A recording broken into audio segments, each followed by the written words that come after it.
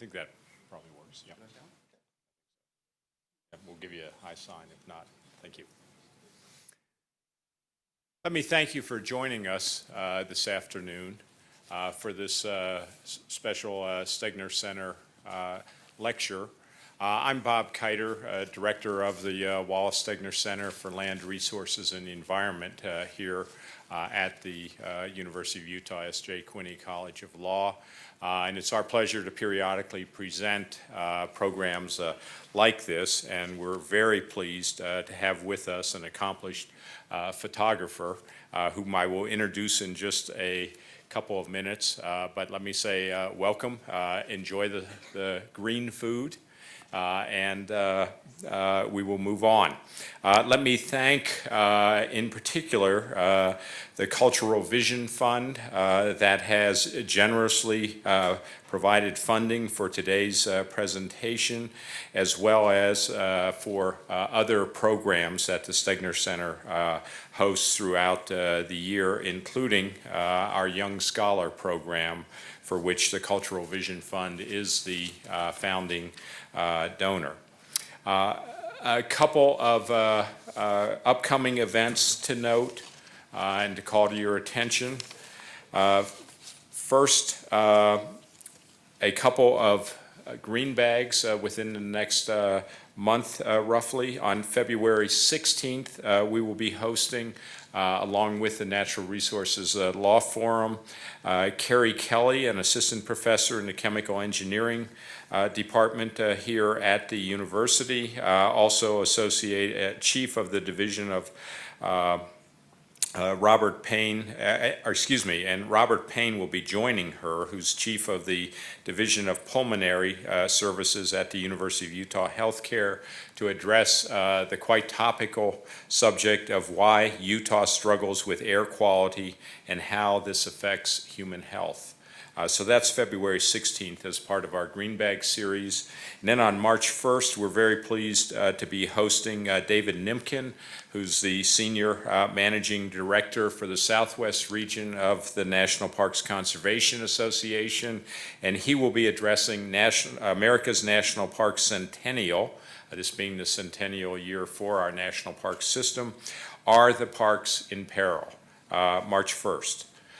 Here on the 6th floor at the College of Law. And then finally, let me note, as I have at previous Stegner Center events this semester, the upcoming 21st Annual Symposium on Green Infrastructure, Resilient Cities, New Challenges, and New Solutions.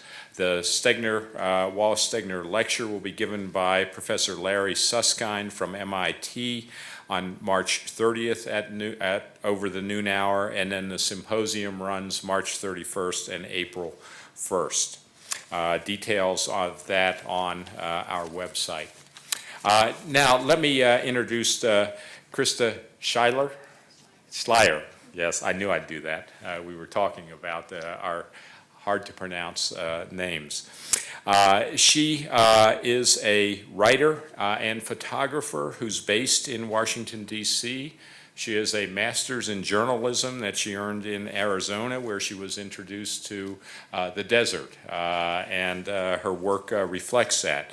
Her work has appeared in many international magazines, books, and websites. Some of these include BBC, High Country News, National Parks, Nature Conservancy, and Audubon.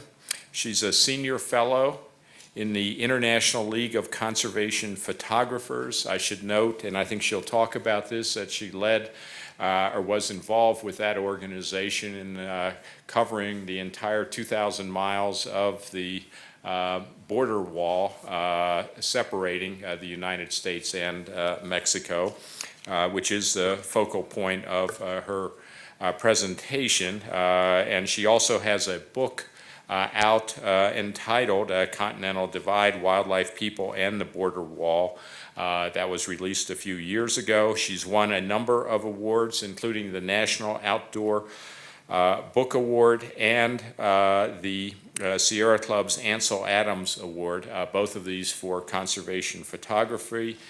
She also has a new book out entitled Almost Anywhere. And we're very pleased to have Krista with us today, and I will turn the podium over to her. Thank you for joining us.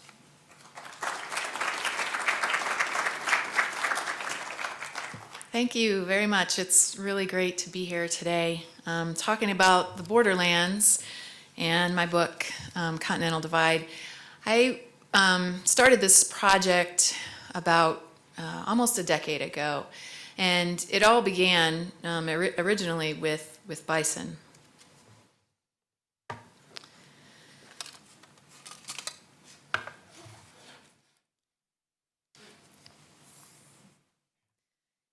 In early spring 2008, two young bison bulls jumped a sagging three-string barbed wire fence separating Chihuahua, Mexico from New Mexico in the United States.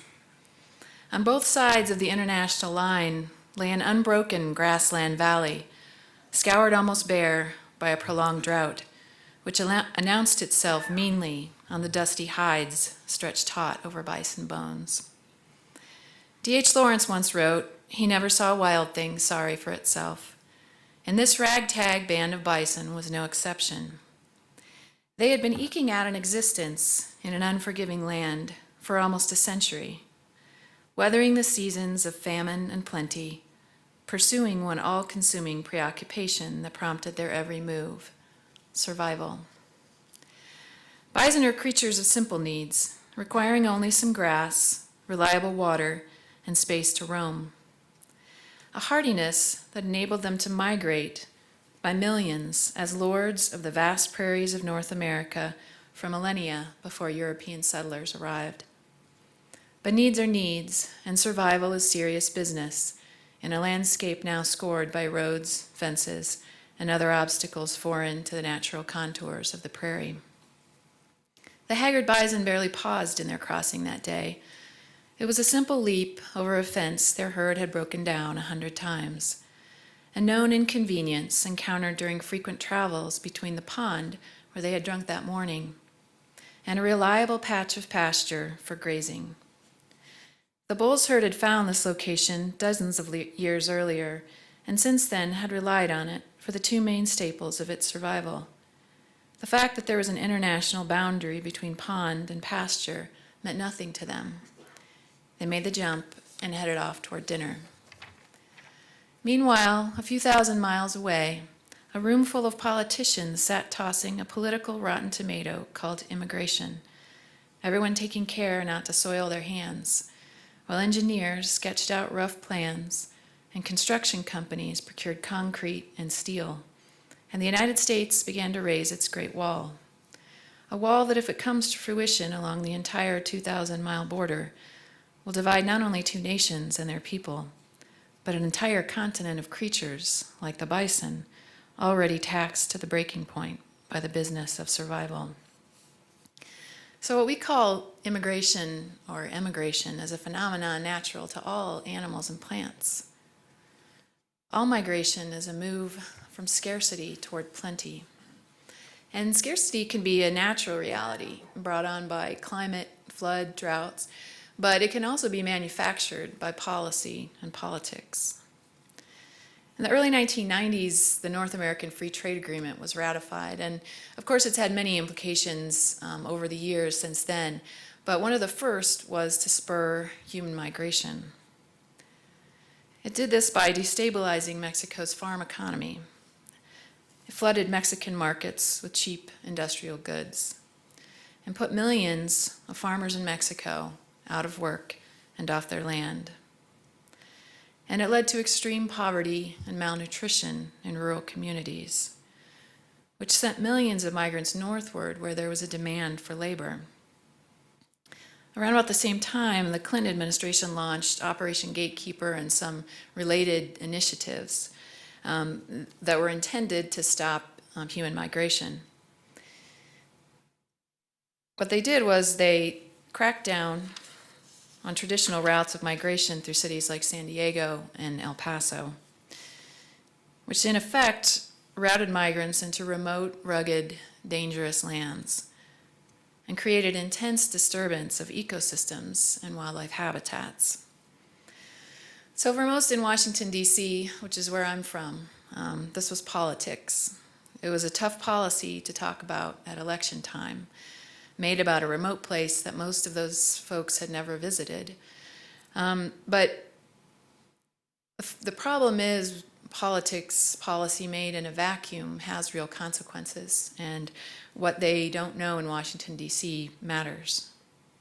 For the borderlands, Operation Gatekeeper was the beginning of 2 decades of escalating destruction in the borderlands. This is a map of the border, and it highlights some of the main ecosystems within this region, the Rio Grande Valley, Chihuahuan Desert, the Sky Islands, and the Sonoran Desert. These are places that are considered by scientists to be some of the most biologically diverse places in North America. And I just want to talk a little bit about some of these ecosystems. At scorching noon, the summer desert smells of choking dust. The July sun boils on bare skin, making it scream for shade.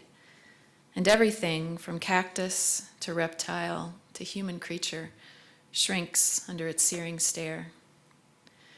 Nothing moves under the burdensome heat haze simmering above the desert floor. So silent is the land, so vast and still and blisteringly hot, that standing unprotected upon this landscape, it is literally painful to exist. But July noon is, like any moment in time, fleeting. On that same day, at about 5 p.m., as the sun begins its descent over the Pacific, clouds start to gather in great cottony clumps that shatter the monochromatic desert sky. As they cover the face of the departing sun, a cool shadow spreads over the land, prompting a lizard to venture out, while a white-winged dove begins to coo softly. A jackrabbit pads out from under the shade of a mesquite tree, nosing around for seeds, while the gathering clouds begin to darken and agitate. People, hiding in their cool offices and houses, glance out windows and open doors and sigh as the very ground beneath them seems to sigh in relief. A great crack rips through the now humid air, and the sky releases a long-awaited treasure upon the land. The rain comes first in a scattered pattering of large drops on the dry ground that sizzle and steam, and then in a torrent of a month's moisture that had been hoarded in the oppressive blue of the oceanic summer sky.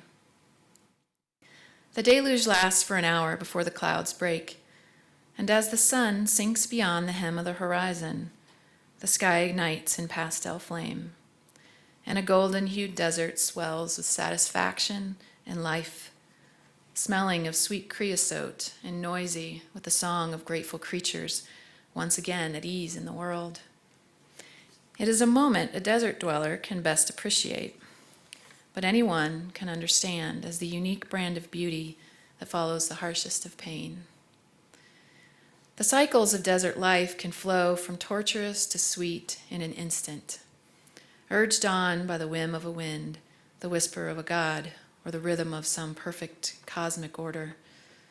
Whatever first cause set this symphony afire, it is to be revered as the genesis of astounding communities of perseverant creatures that exist precisely because of the merciless character of this land. This collection of life forms could not coexist anywhere else on the planet except this one place, the Sonoran Desert, land of rainbows and rattlesnakes, wildflowers and withering death in all its sublime and wretched perfection. This is a photograph of the Sonoran Desert taken in Tucson, and in the background there you can see the Santa Catalina Mountains. And mountain ranges in arid lands, especially in this region, are considered, they're called sky islands. And they're called that because of the tremendous diversity, biological diversity that exists between the desert floor and the tops of those mountains. As you go up in elevation, the flora and the fauna change. And scientists equate it to a land travel between the desert and northern Canada. that the diversity of species is that great between the desert floor and the top of those mountains. And within these mountains, there's all sorts of different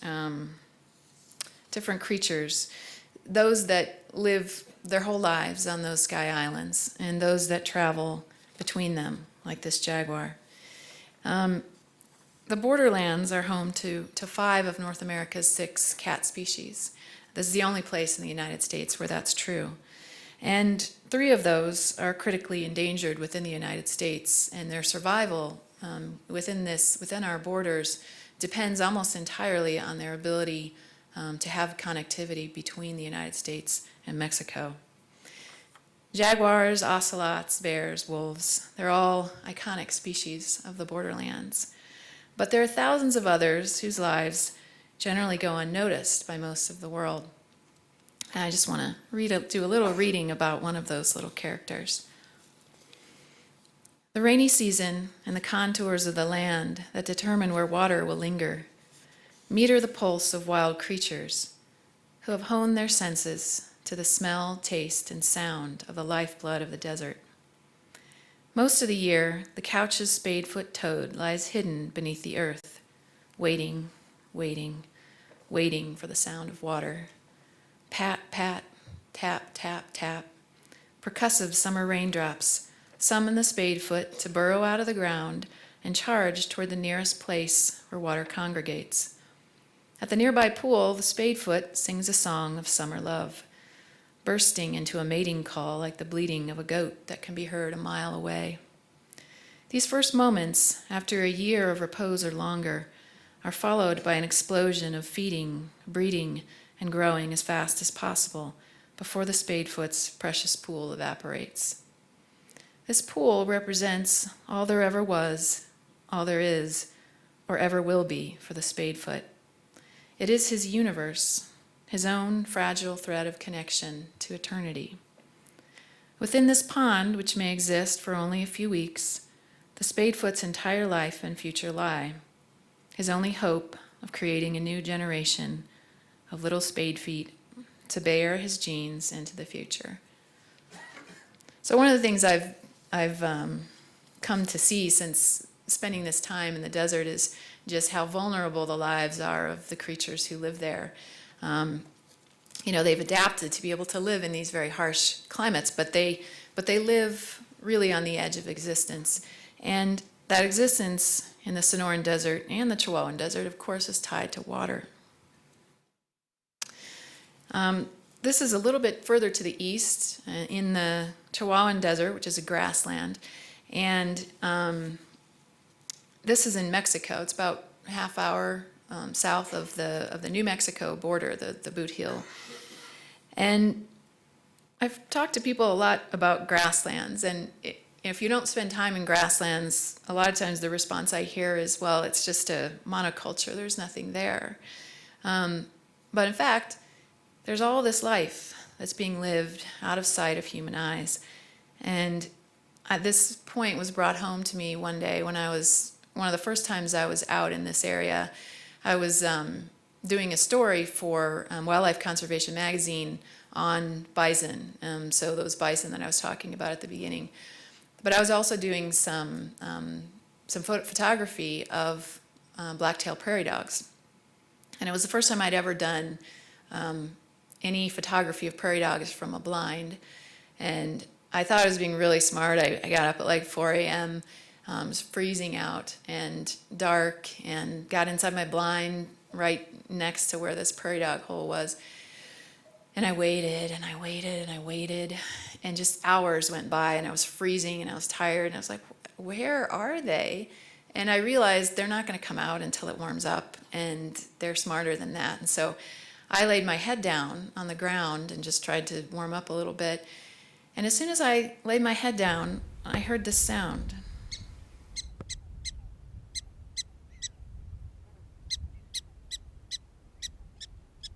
And of course, it was the prairie dogs. I had put this blind up right above one of their tunnels, and they were sitting down there conversing, probably about the big oaf that was on top of their burrow making all the noise. But Prairie dogs are known to have one of the most sophisticated vocabularies of any mammal. It's been studied by scientists. They have different terms for a tall human with a green shirt versus a short human with a yellow shirt, different terms for different predators. They're really amazing creatures that are at the center of the grassland ecosystem. They're a keystone species. They create the underground burrows that all of the other creatures live in. They aerate the ground so that the grass is healthier. And they play this really important role in an ecosystem that's globally imperiled. Very few grasslands are left, and one of the big expanses is within the borderlands in the Chihuahuan Desert. And the homes that they provide are for other creatures like kit fox, who actually eat the prairie dogs. Not a very nice thing to do for someone who made your home. And then burrowing owls, and they don't eat the prairie dogs, but they do fight over who gets to use the entrance. And when you travel, the grasslands are this big expanse, but when you travel more to the east and the south, you get into the Rio Grande corridor. And this is a photograph at Big Bend National Park in the Santa Elena Canyon. And the right-hand wall there is the United States, and the left-hand wall is Mexico. And this photograph is at the same exact spot. When the moon was going down, it was a full moon, it was setting, and I just happened to be lucky enough that it was at just the right spot where it went down between this crack in between our two nations. Following the river to the south and east, you get into the lower Rio Grande Valley. And this is a spectacular ecosystem that sits essentially at the midpoint between the tropics and the temperate zone. And because of this location, you find this incredible diversity of animal species and plants, and especially of bird species. So in this place, you can see a ringed kingfisher next to a northern cardinal, next to green jays, tropical species, and plain chachalacas, another tropical species. More than 500 species of birds live or spend time in this area. It's higher than almost any other place in the continental United States. And it draws people from all over the world that want to be able to see these birds. It's also home to 2 endangered cat species, the ocelot and the jaguar, 300 species of butterflies, incredible insect diversity, and 100 species of dragonflies. All within this habitat that looks, pretty unassuming. This is the Chihuahuan thorn scrub habitat, and it is noted scientifically for the diversity that it provides for, but it's also noted for the lack of it. There's less than 5% of this habitat left, and most of it was destroyed in the 1980s when the U.S. government paid people to go slash and burn the habitat. And they did it with the idea of thinking it was going to help the farm economy, but it's not a great place for farming. A lot of drought and a lot of flood. So a lot of that land, even though it looks like this, is not very productive farm community, and very little of it anymore is the native habitat. Borderlands as a whole is one of the most biodiverse and important ecological regions in the United States. But this borderlands is unknown or irrelevant to policymakers in Washington and the national media. And it's an ignorance that spawns a destructive policy. Under the Clinton administration, when they launched Operation Gatekeeper, the premise was this prevention by deterrence. Essentially that if you made it hard enough to get to the United States, that migrants would just give up trying. But it was based on a faulty premise, which was that the migrants had other good options in life. After NAFTA, they didn't, and the policy didn't work, and they kept coming. Operation Gatekeeper poured billions of dollars into infrastructure and agents, and the number of undocumented immigrants increased dramatically in the 1990s, from about 2 million to about 5 million by the year 2000. And many migrants began traveling through sensitive federal protected lands.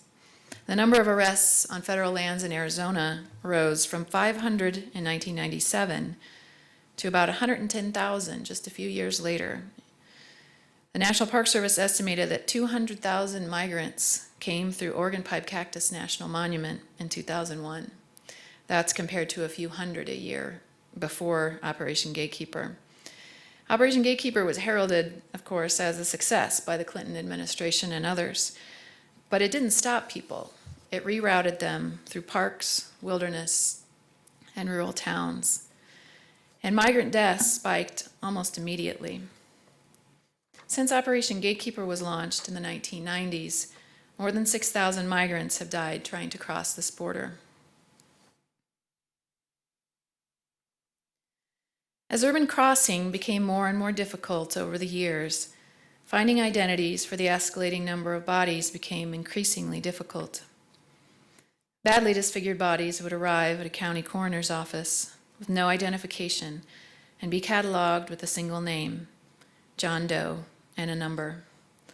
John Doe 01-177 came into the Imperial County Coroner's Office as a collection of bones and scraps of clothing, and a single belonging, a bus ticket to Mexicali. With nothing to help identify him, the coroner sent John Doe 01-177 to the Pauper Cemetery in Holtville, California, where the graves of the poor and unknown sit in a muddy field behind the manicured Terrace Park Cemetery. Out in that bare field, signs warn visitors that cave-ins are common, and many of the grave sites are sunken into the earth. Graves are marked with crumbling bricks, some with small painted crosses bearing a single phrase, no olvidados, not forgotten.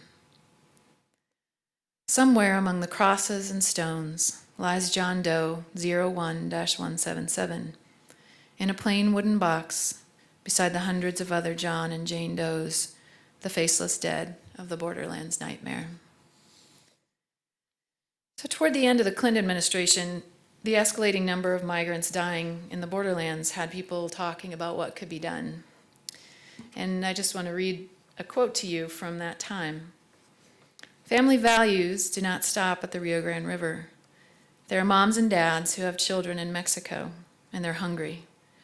And they're going to come to try to find work. If they pay $5 in one place and $50 in another place, and they've got mouths to feed, they're going to come. It's a powerful instinct. It's called being a mom and being a dad. That's one of the most thoughtful things I've ever heard come from a politician. And it was said by George W. Bush when he was running for office. As he was campaigning, he vowed to change border and immigration policy. But instead, he took a failed policy and doubled down with a massive escalation of the Clinton-era policy. He used the authority given under the Real ID Act to waive 37 laws, including the Endangered Species Act, Clean Air Act, and Clean Water Acts, the Wilderness Act, and the Migratory Bird Treaty. It was the largest waiver of law in U.S. history, and it remains in force today. 650 miles of border wall now cover 1/3 of the border and are estimated to cost $20 billion or more. Is it worth it? I don't know if I can race, but you should definitely do it too. You want just Can we Laura it? Or Yeah. Just Laura? Okay, give it a try.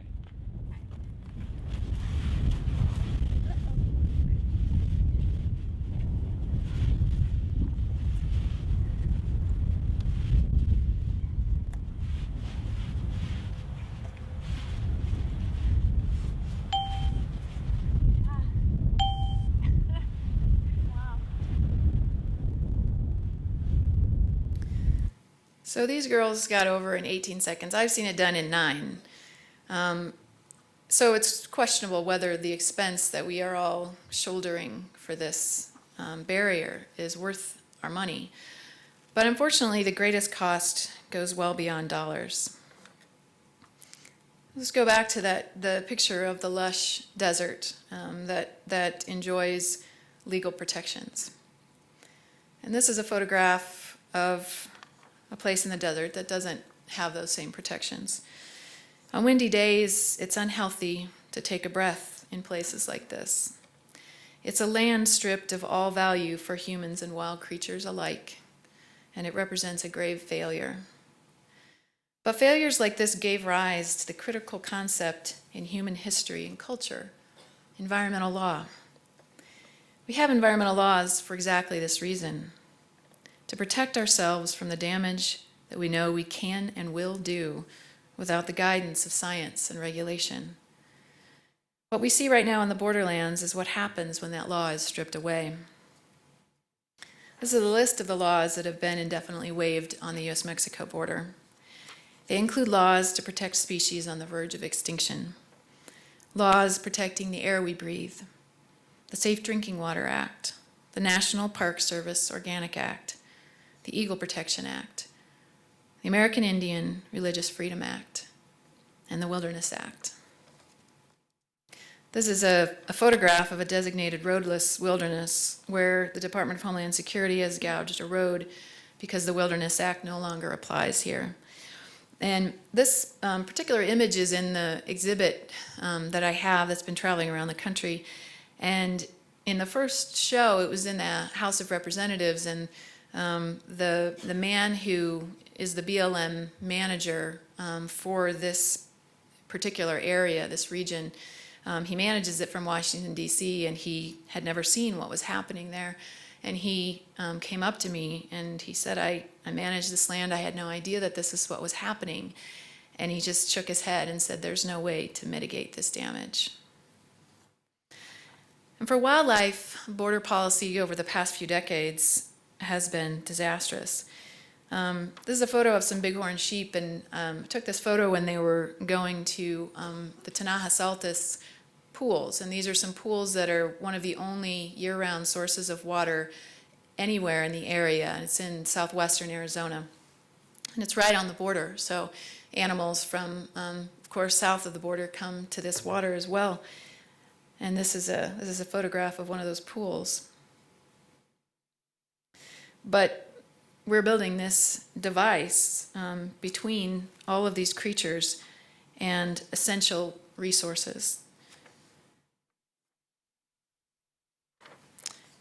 And of course, it's an issue for all terrestrial wildlife. This is a desert cottontail that I photographed in the San Pedro River Valley shortly, actually, as they were building the border wall. And this is a photo of some javelina. It's in the same area. It's right after they had built the wall there. And I watched them as they traveled along the wall for about 100 yards, and they would go up to the wall and smell it, and then keep traveling on and go up to the wall and smell it, and keep traveling on. And eventually they turned away, and that's when I took the picture.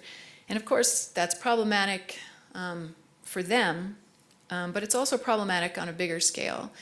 So javelinas, they're very familial animals. They travel in very large packs, dozens and dozens of them, and they find each other when they get separated through their sense of smell.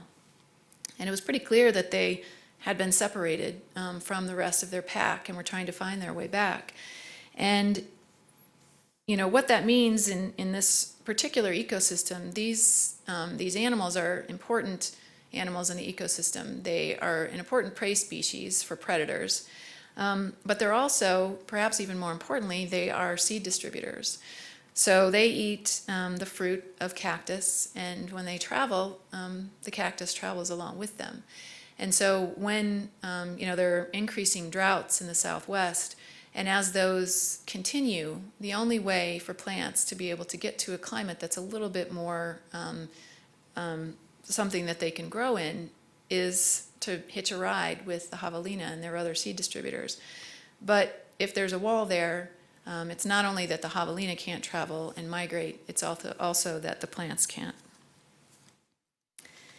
And this is a video of a Sonoran desert toad taken by a wildlife biologist after this particular wall was built. This is in the Organ Pipe Cactus National Monument in Arizona, and she watched these toads one after another as they would do this until they died of dehydration or were taken by predators.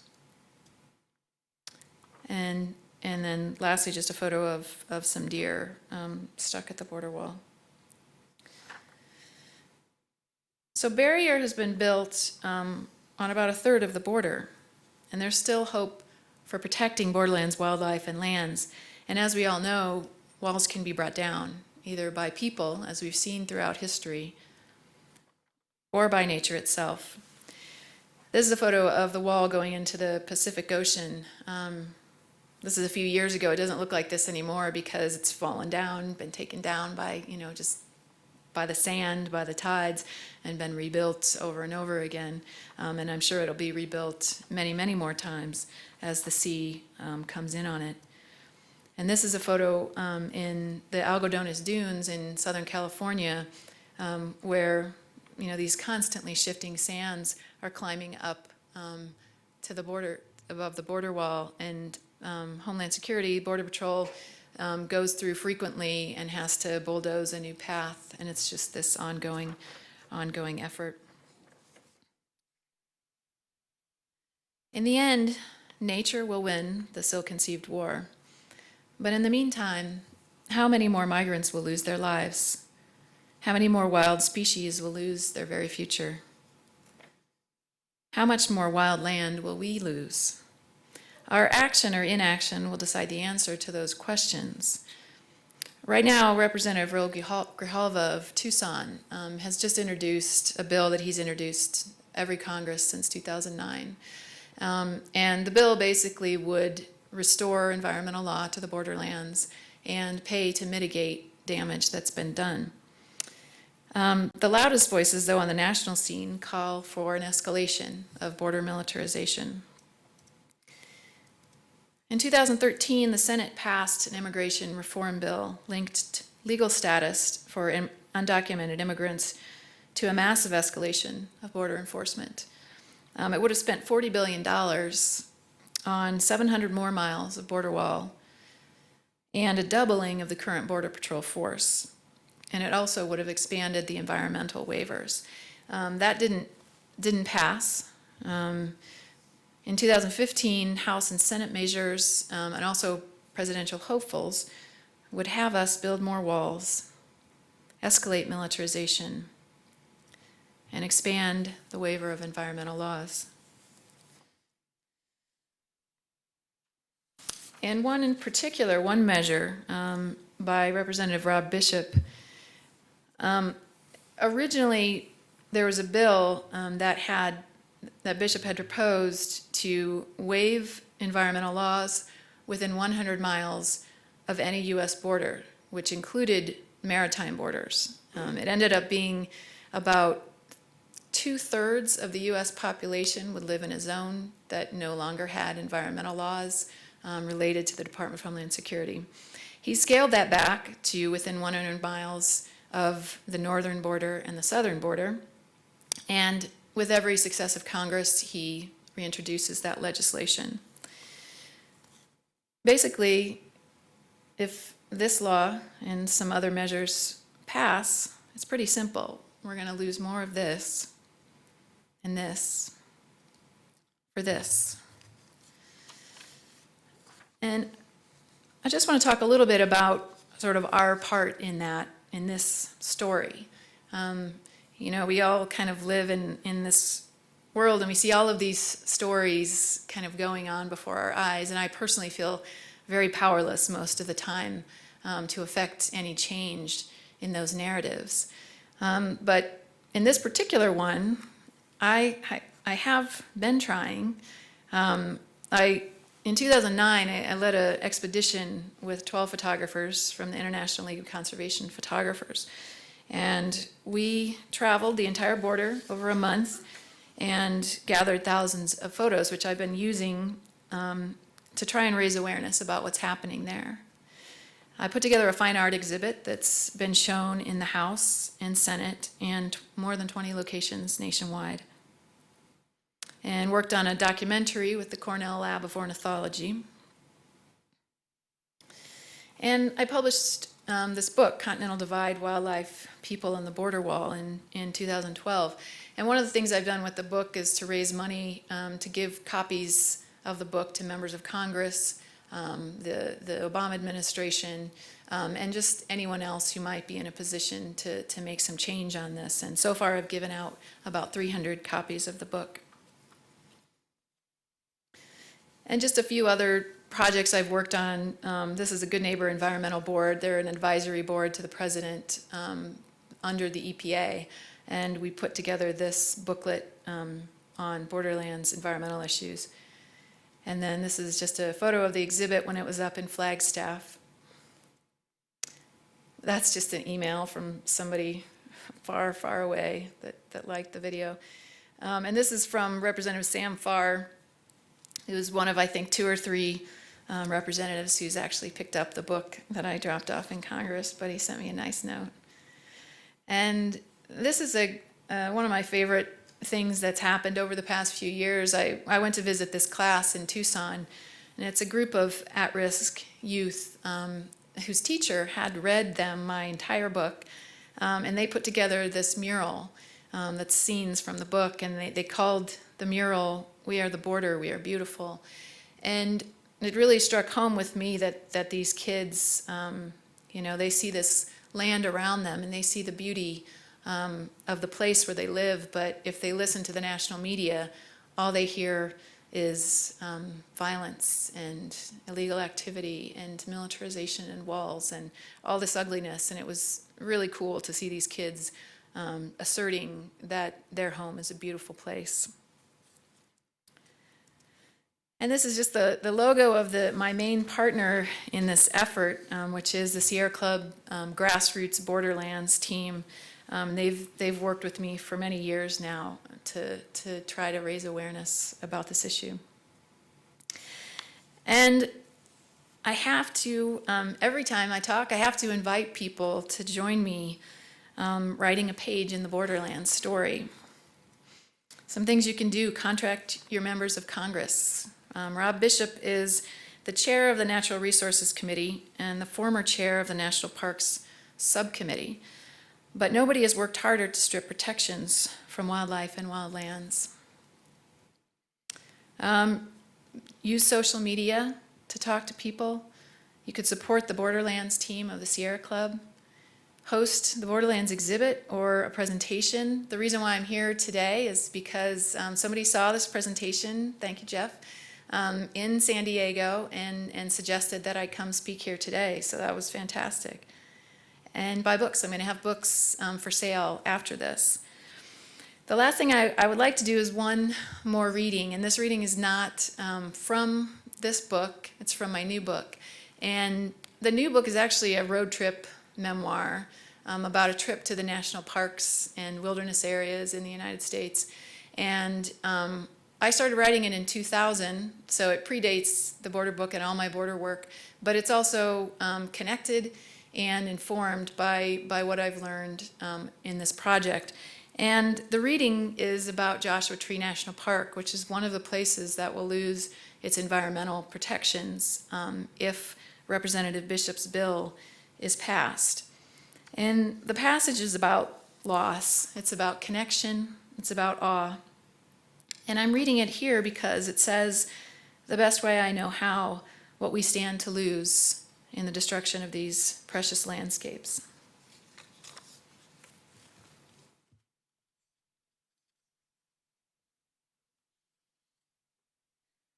At first glance, giant sandstone skulls and heaps of melting butterbrickle ice cream solidified into stone seem the only inhabitants of this land. But life moves quietly here, as if it means to go unnoticed by the oppressive stare of the unblinking Mojave sun. Shrinking from a force beyond its reckoning, life waits, pasted low upon the desert floor, in the meager shadow cast by desert plants, and under rocks, and in deep shadowy holes in the sandy ground.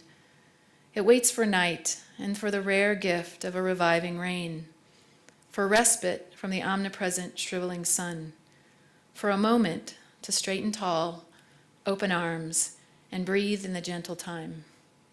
Life is luxury when rain falls like liquid diamonds in the desert. Life's luxury, the livable life, sets its own timetable and requires unending patience. Desert plants and animals grown up here in this unlikely Eden must learn to wait. And unlike humans, they bear the weight without complaint. Take, for example, the creosote bush, known to wait a year or even 2 for a single drop of moisture. The plant, one of the most drought-tolerant in North America, will shed its leaves when the sky gets stingy and moisture abandons.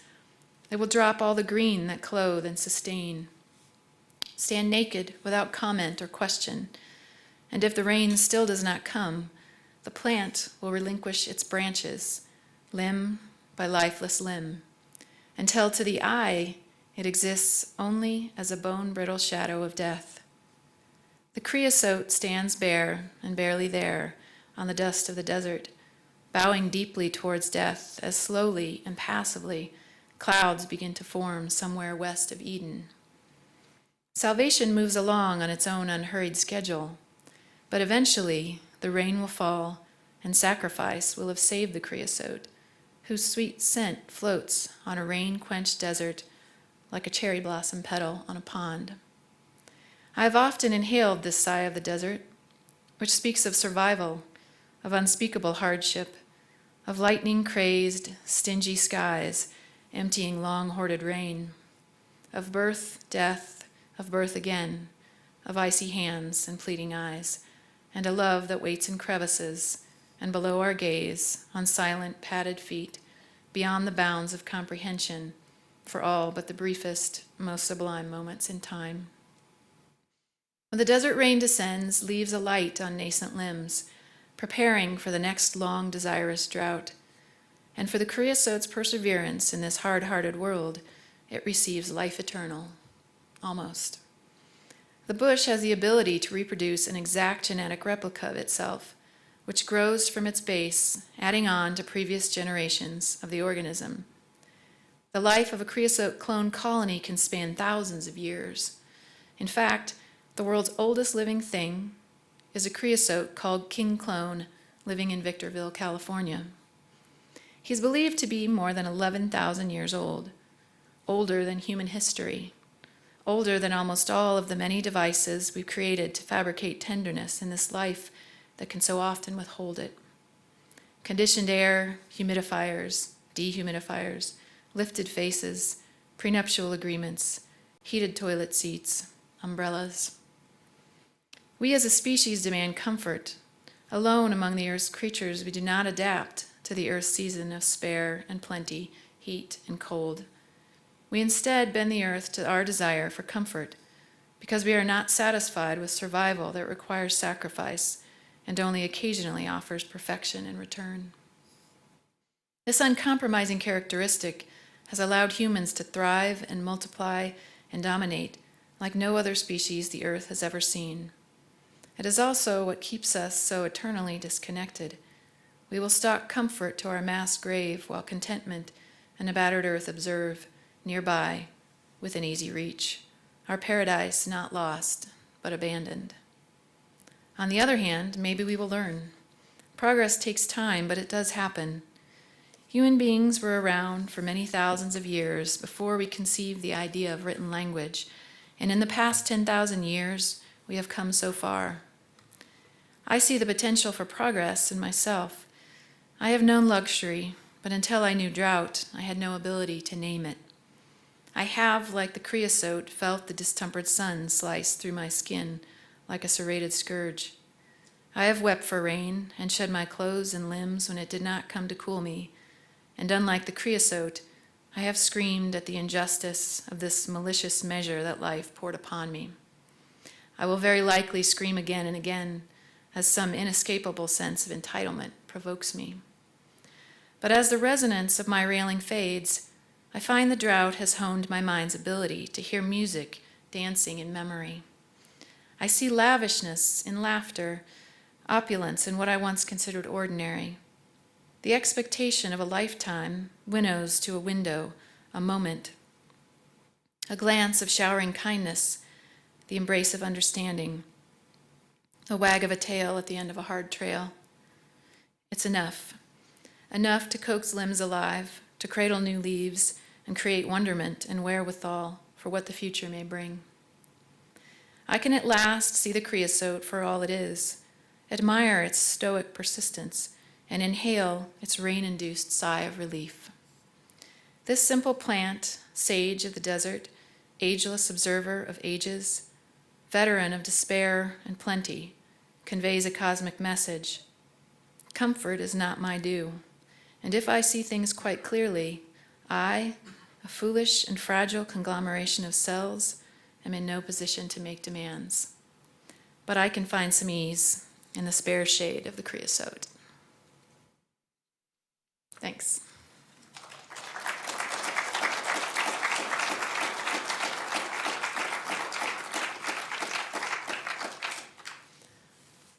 So, does anybody have questions? Thoughts?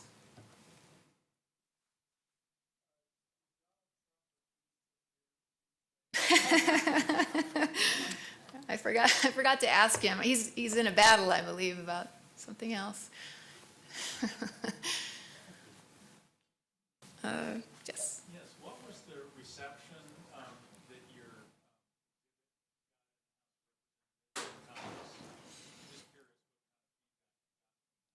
Well, the feedback was all very positive, but I'm pretty sure that those who had negative comments probably just didn't come to the exhibit. But that first show, there were probably 16 members of Congress that came and their staff, and lots of agency staff were there, and it was a really good response. And I think, one of the things that's always striking about this issue is how much of a bipartisan failure our border and immigration policy has been. And people, I think, feel caught by politics and are swayed by that. And I think a lot of people in Congress, they either don't know or they know and they don't feel like they can take a different stand. And they won't feel like that until the public says, take a different stand. So, yeah. Jeff. Yeah, wonderful presentation. Thank you. Can you talk a little bit about the International League of role of photography or maybe the fine arts?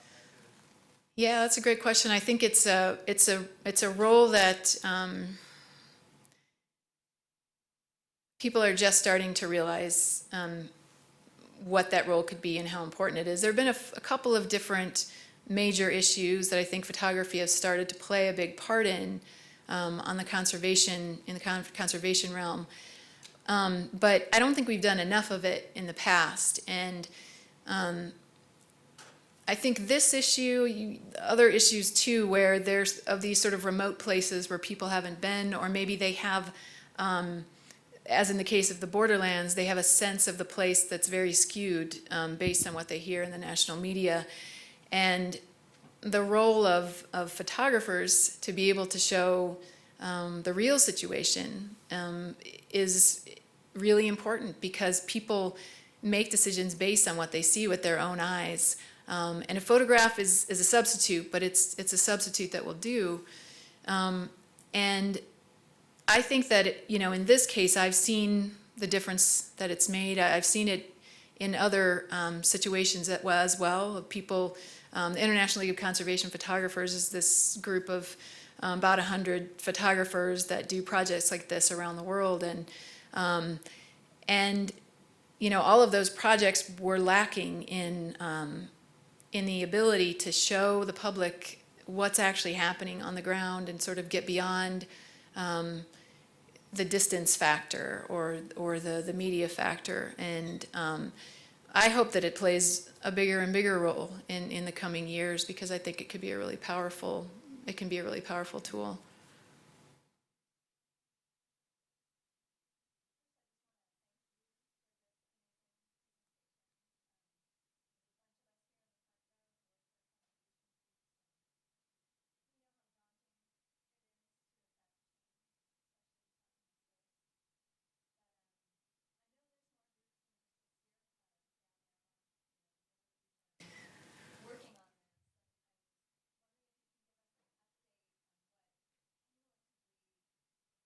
side is trying to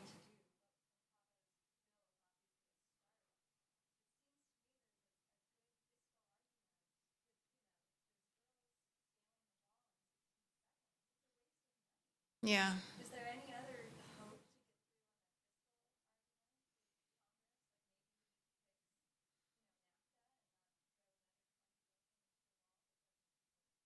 get You would think that that would resonate, and I think it does with people, but I don't know. When people aren't going to members of Congress and saying, "I don't want you to waste my money on this anymore," it's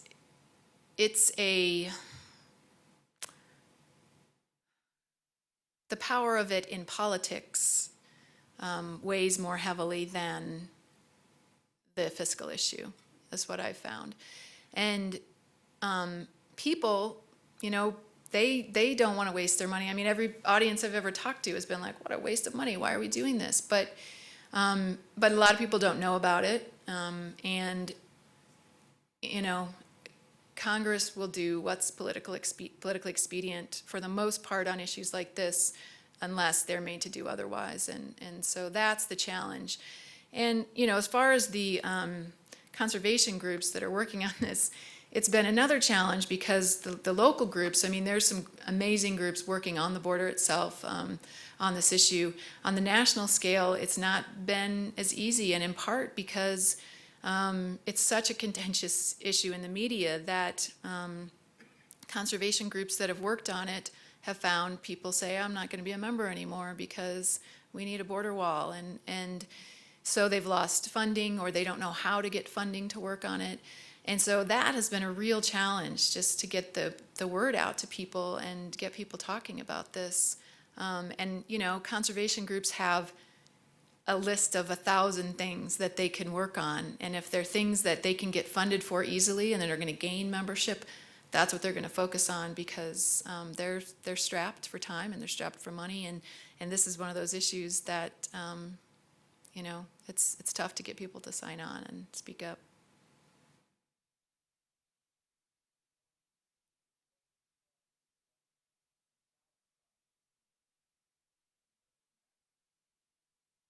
Well,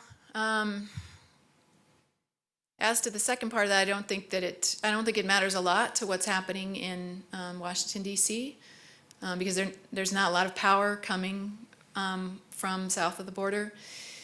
But in terms of what they think, one of the ways that I first got involved in this was because I was working on that bison story with a scientist from Mexico.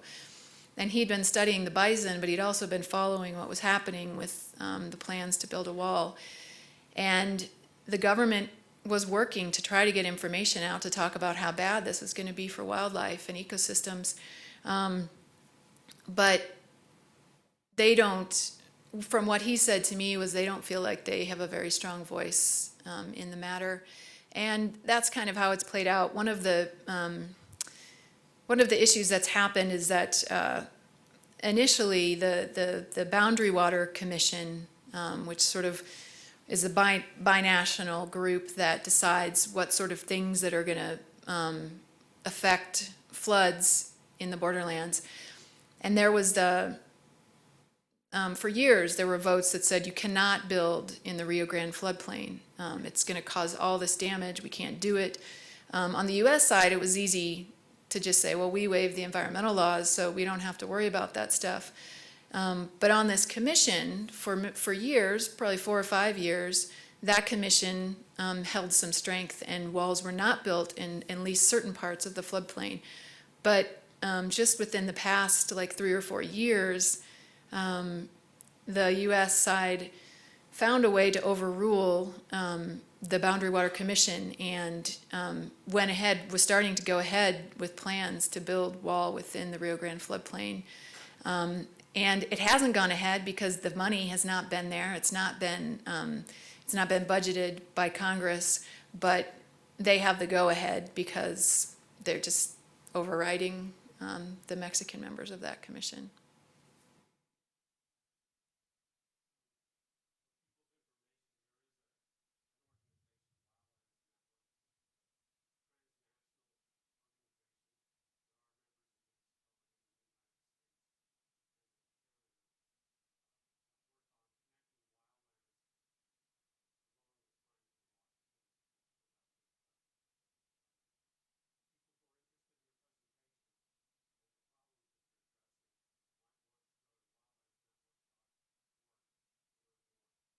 Yeah, that's great.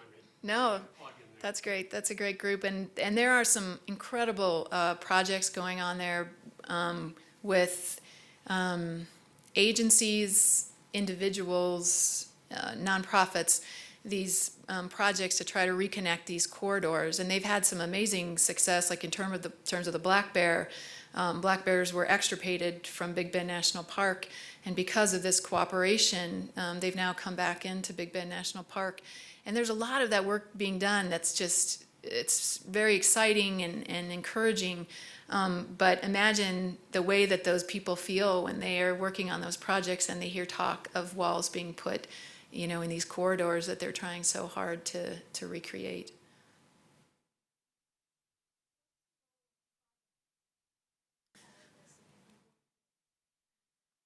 That's a great question. I personally have worked with people who've worked with the tribal groups, but one of the things that's hard, and I do cover the tribal lands in my book. One of the things that's hard for me is that because I live in Washington, D.C., I spend time on the border, but I don't spend enough time to get connected to the tribes, and they're not that easy to get connected to because they kind of don't want to be connected. And totally understand that, but the difficult thing is that their voice, I don't think, is really being heard much on the national scene. But what's happened to them in this whole situation has been, just another one of those things you shake your head at. The Tohono O'odham Nation is divided by the border in Arizona, and they, for the history that they've been on that land, they've been able to travel back and forth. But just in the last 10 years, the Border Patrol has started demanding that they have identification. And they're not U.S. citizens, they're not Mexican citizens, so they don't have identification. So they're constantly being harassed and arrested, and their movements curtailed, just between going from their house to a grocery store or their house to a sacred mountain. And so that's a really important and compelling story. It's not one that I talk a lot about because I don't think that I have the authority to speak very well on their behalf. And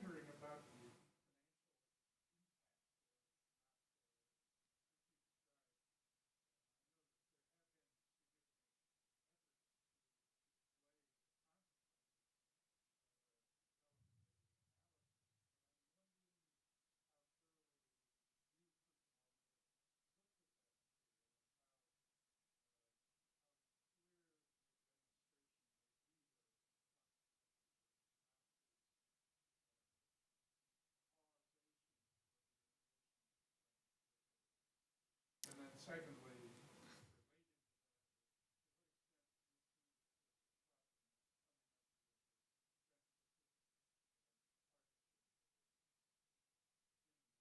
Yeah. Well, I think there's pretty good documentation of the impact of NAFTA on migration during the 90s and the early 2000s. There's some good documentation of that.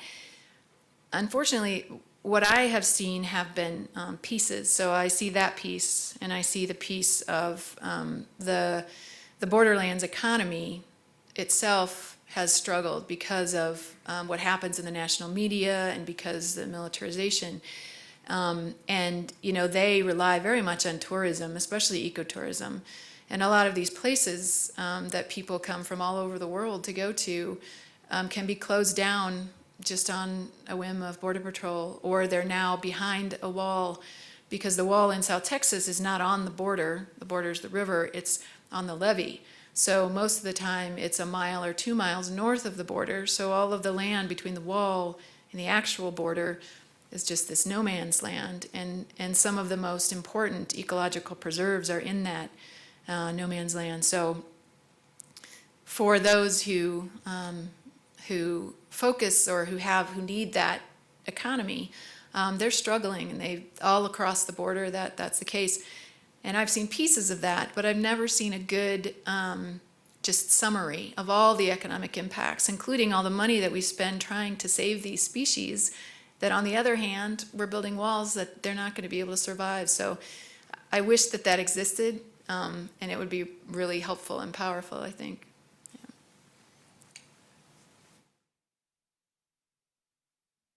Two quick announcements, and then join me in thanking once again Krista. February 16th, Stegner Center Green Bag on Utah air quality. And as noted, Krista's books are available through the King's English outside, and she'd be happy to sign them. And please join me in thanking her once again. That